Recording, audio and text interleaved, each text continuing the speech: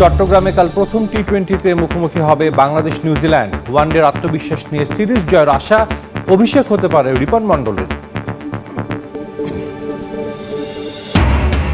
পাকিস্তানের বিপক্ষে প্রথম টেস্টের জন্য 15 সদস্যের স্কোয়াড ঘোষণা বিসিবির। প্রথমবারের মতো ডাক পেলেন তানজিদ তামিম ও অমিত হাসান। নাইমের সঙ্গে ফিরেছেন তাসকিন শরীফুল। ঢাকা প্রিমিয়ার লিগের ব্যস্ত সূচি ও আবহাওয়া ভাবাচ্ছে ক্লাব সংশ্লিষ্টদের। লিগ হওয়ায় বিসিবি সভাপতি তামিমকে ধন্যবাদ দিলেন সুজন। কাল অনুশীলন শুরু মোহামেডানের।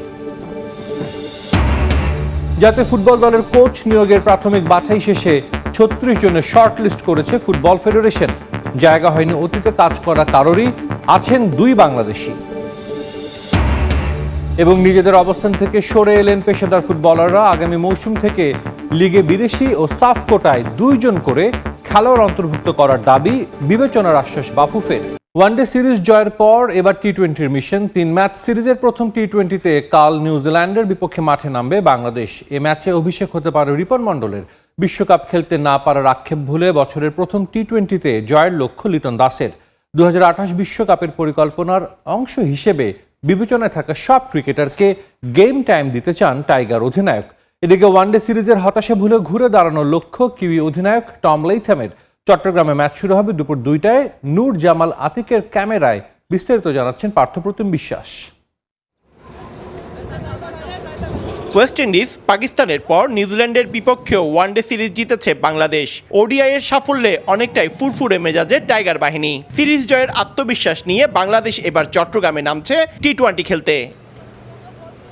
বিশ্রাম দিতে নিউজিল্যান্ডের বিপক্ষে সিরিজের প্রথম ও দ্বিতীয় টি-20-র স্কোয়াডে রাখা হয়নি মোস্তাফিজুর রহমান, তাসকিন আহমেদ ও নাহিদ রানাকে। ওয়ানডে অধিনায়ক মেহেদী হাসান মিরাজ আর টেস্ট অধিনায়ক নাজমুল হোসেন শান্তও নেই দলে। তবে সংক্ষিপ্ত ফরম্যাটে হোম সিরিজে সুযোগ পেয়েছেন ইয়াংস্টাররা। ঘরোয়া আসর ও পাইপলাইনের দলগুলোর হয়ে দারুণ বোলিং করে জাতীয় দলে প্রথমবার ডাক পেয়েছেন সিমিং অলরাউন্ডার আব্দুল গাফফার সাকলাইন ও পেসার রিপন মণ্ডল। টি-20 বিশ্বকাপ না খেলতে পারার আক্ষেপ পেছনে ফেলে দল এখন নতুন শুরুর অপেক্ষায়। ডেফিনেটলি মুভ অন করেছে, কারণ ওয়ার্ল্ড কাপের ওই টাইমটাতে আমরা একটা টুর্নামেন্টও খেলেছি যেখানে প্লেয়াররা চেষ্টা করেছে ভালো ক্রিকেট খেলার। এই 2 জন নেই, তারা বাংলাদেশের জন্য বিগ অ্যাসেট। তো আমি চাই না যে তারা কন্টিনিউ ক্রিকেট খেলে ইনজুরি হয়ে ফিনিশ হয়ে যাক। ওয়ার্ল্ড কাপ অনেক দেরি, সো স্টিল এনাফ টাইম যে প্লেয়ারগুলোকে গ্রো আপ করার জন্য সময়, মানে ম্যাচ খেলানোর একটা ভালো সুযোগ এই মুহূর্তে। প্লেয়াররা যত গেম টাইম পাবে তারাও একটা সময় যায় ডেভেলপ করে করে করে মোস্তাফিজের মতো না হলেও হয়তো তার কাছাকাছি যেতে পারবে। 2028 টি-20 বিশ্বকাপ অনেক দূরে হলেও এখন থেকেই পরিকল্পনা সাজাতে চান তিনি। 2028-এর যে আমাদের মেন যে গোল ওয়ার্ল্ড কাপ, সেটা তো আমরা জানি যে এশিয়াতে না। সো ওইভাবে চিন্তা ভাবনা করবো। আর ডেফিনেটলি যেহেতু আমাদের একটা বন্ডিং হয়েছিল খুবই ভালো, লাস্ট ওয়ার্ল্ড কাপের প্রিপারেশনটাও খুব ভালো ছিল, তো চেষ্টা করবো ওখান থেকে যেন এই টিমটাকে ভালো করে ধরে রাখা যায়। এই ফরম্যাটে তরুণদের সুযোগ দিয়ে পরীক্ষা নিরীক্ষা করতে চায় টিম ম্যানেজমেন্ট। তবে জয়ের লক্ষ্যে আপোষহীন ক্যাপ্টেন। যেভাবে আমরা এতদিন ধরে অন্য টিমের সাথে খেলে আসছি সেটাই থাকবে এবং আমাদের বেস্ট ক্রিকেটটাই খেলতে হবে। প্রথম ম্যাচ জিতেও ওয়ানডে সিরিজ নিজেদের করে নিতে পারেনি নিউজিল্যান্ড, হেরেছে 2-1 ব্যবধানে। তবে টি-20তে ভিন্ন কিছুর আশায় সফলরতরা। আমাদের কাছে থাকা ফুটেজ থেকে তথ্য সংগ্রহ করার চেষ্টা করেছি। আমাদের দলেও এমন কিছু খেলোয়াড় আছে যারা খুব বেশি খেলেনি, তেমনি বাংলাদেশ দলেও খেলোয়াড় আছে যাদের এখনো অভিষেক হয়নি। তাই সিরিজটি বেশ রোমাঞ্চকর হবে। আমাদের অনেকে এখন বিশ্ব জুড়ে খেলে বেড়াচ্ছে, সবাই টি-20 পছন্দ করে। এই সিরিজে ভালো করতেও ছেলেরা মুখিয়ে আছে।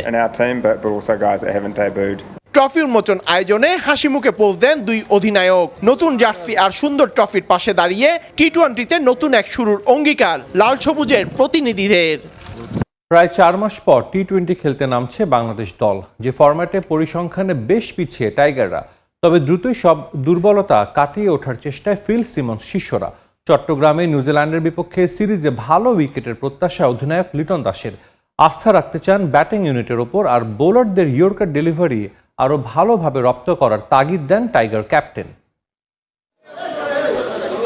টি-20 বিশ্বকাপ নিয়ে কত ঝড় ঝাপটা গেল বাংলাদেশের ক্রিকেটে। শেষ পর্যন্ত ভারত ও শ্রীলঙ্কা বিশ্বকাপে খেলাই হয়নি, যা নিয়ে সে সময় আফসোসের শেষ ছিল না লিটন দাসের দলের। তবে সরকার ও বোর্ডের পরিবর্তনের পর সময়ের সঙ্গে সঙ্গে সে তিক্ত অতীত ভুলে যাওয়ার চেষ্টায় ক্রিকেটাররা।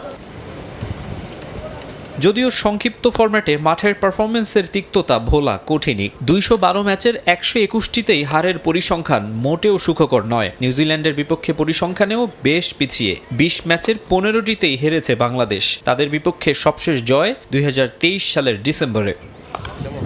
দেশের মাটিতে কিউইদের বিপক্ষে পারফরমেন্স অবশ্য খারাপ নয়। সবশেষ 2021 বিশ্বকাপের আগে বাংলাদেশে 5 ম্যাচের সিরিজ খেলেছিল ব্ল্যাক ক্যাপরা। 3-2 ব্যবধানে ওই সিরিজ জিতেছিল স্বাগতিকরা। সিরিজ জিতলেও সে সময় অতিরিক্ত টার্নিং উইকেট নিয়ে হয়েছিল বিস্তর সমালোচনা। এবার ভিন্ন উইকেট হওয়ার সম্ভাবনাই বেশি। 3 ম্যাচ ওয়ানডে সিরিজের উইকেট ছিল পেস সহায়ক, টি20তেও স্পোর্টিং উইকেট আশা করা হচ্ছে।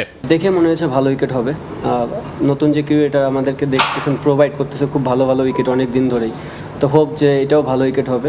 আধুনিক ক্রিকেটের টি20তে 200-র বেশি রান হয় হর হামেশা। এক্ষেত্রে বাংলাদেশ কিছুটা পিছিয়ে। চট্টগ্রামের এই ভেন্যুতে 19 ম্যাচে 200+ স্কোর বাংলাদেশ করতে পেরেছে মাত্র 2 বার। আবার ডেথ ওভারে খরুচে বোলিংয়ের কারণেও ভুগতে হয় প্রায়ই। জেনুইন 6টা ব্যাটসম্যান অলওয়েজ খেলে, সাথে আপনারা জানেন রিশাদ এবং শেখ মেহেদী দুজনই ব্যাটিং করতে পারে, এবং পেস বোলারদের ভিতরে সাকিব আছে, সাইফুদ্দিন আছে, সাকলাইনও এখন নতুন জয়েন হয়েছে। তো ওভারঅল খুবই একটা ব্যালেন্স সাইড আমার কাছে মনে হয়। টি20 ফরম্যাটে যে 5 জন আমরা ট্যালেন্টারকে ধরতেছি, 5 পেস বোলারের ভিতর 3 জনই খুবই ভালো ব্যাটিং পারে, এক্সেপ্ট আমি যদি শরীফুল অ্যান্ড রিপন মণ্ডলকে দেখি তাহলে হয়তো বা তারা খুব একটা ভালো ব্যাটসম্যান না, বাট টুকটাক 5-6 রান করে দিতে পারবে। এই ফরম্যাটে আপনার 1 সেকেন্ডে এক বলের ভিতর খেলা চেঞ্জ হয়ে যায়, সো যতটা ফ্রিলি মাইন্ডে থাকা যায়।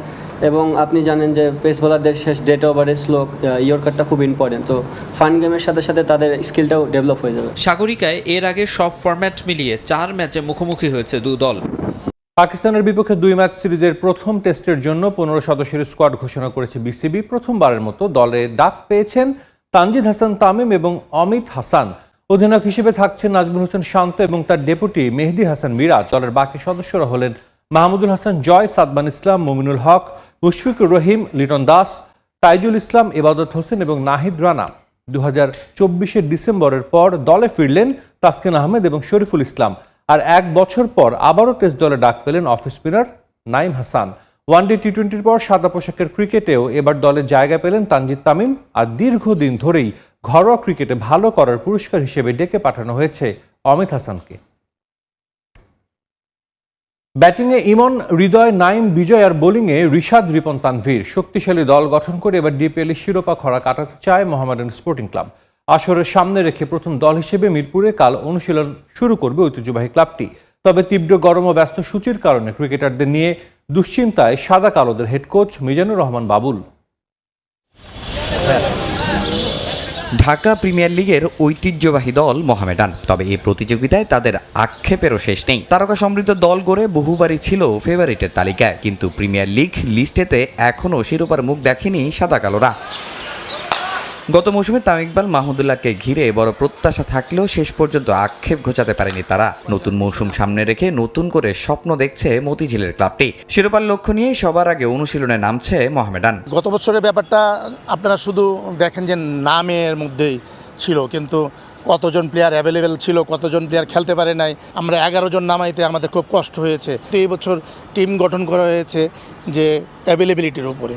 এবারও কাগজে কলমে বেশ শক্তিশালী মোহামেডান। ওপেনিংয়ে অভিজ্ঞ এনামুল হক বিজয়ের সঙ্গে আগ্রাসী ব্যাটার পারভেজ ইমন, আছেন নাইম শেখো, মুশফিকুর রহিম, মিডল অর্ডারে ভরসা তাওহিদ হৃদয়, আফিফ হোসেন, তাসকিন আহমেদ, রিশাদ হোসেন, রিপন মণ্ডল, তানভীর ইসলাম জাতীয় দলের নিয়মিত মুখ। তাদের নিয়ে মৌসুমে দীর্ঘদিনের শিরোপা খরা কাটাতে মরিয়া সাদা কালোরা। অনেকদিন পর এরকম স্টারদের নিয়ে এবং পারফর্মারদের নিয়ে দলটা ওনারা গঠন করে দিয়েছেন। অনেকদিন মোহামেডান ক্রিকেট থেকে শিরোপা থেকে বঞ্চিত। আমরা আপ্রাণ চেষ্টা করব আমাদের পক্ষ থেকে। ওনাদের কাজটা ওনারা করে দিয়েছেন, একটা ভালো টিম গঠন করে দিয়েছেন। সো বাকিটুকু কাজ আমাদের। এবার প্রথমবারের মতো মোহামেডানের জার্সিতে দেখা যাবে তরুণ পেসার রিপনকে। মুস্তাফিজ তাসকিনদের বিশ্রাম দিয়ে নিউজিল্যান্ডের বিপক্ষে টি20 দলে নেওয়া হয়েছে রিপন সাকলাইনদের। নির্বাচকদের ভিন্নধর্মী চিন্তাকে সাধুবাদ জানিয়েছেন সংশ্লিষ্টরা। বিগত দিনে আমাদের পেস বোলারদের আমরা ইনজুরির মধ্যে ফেলে দিয়েছি।